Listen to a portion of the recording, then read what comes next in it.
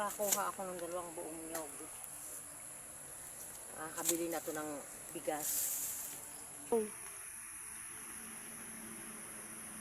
Noy, kaya naman pala sa'yo nauubos ang bunga ng nyug eh. Dahil ikaw lang pala yung kumukuha eh. At sino may sabi sa'yo na ako yung kumukuha ng bunga ng nyug? Bakit? May ebidensya ka ba na ang kumukuha ng bunga ng nyug? Magdahan-dahan ka sa pananalita mo ha, dahil wala kang ebidensya. Eh ano yan? Ayan na ebidensya oh. 2 buong nyug.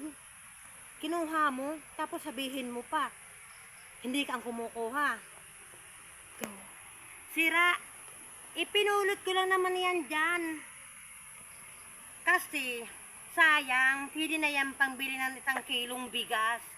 Tapos sasabihin mo sa akin, inakyat ko.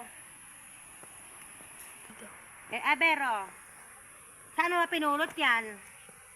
O, kung hindi mo yan kinuha, dinay pa to ng dinay, kitang-kita na, nagdi-dinay ka pa. Yan ko lang naman po yan napulot, yung 2 buong nyug na yan. Kaya wag ka nang salita na kinuha ko dyan, kasi napulot ko lang nga yan. Ang tigas talaga ng ulo mo.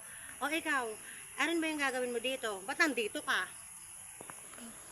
Eh, mamumulot din naman ako eh, kasi inunahan mo ako. Ano pa nang pupulutin ko? Eh, pinulot mo na.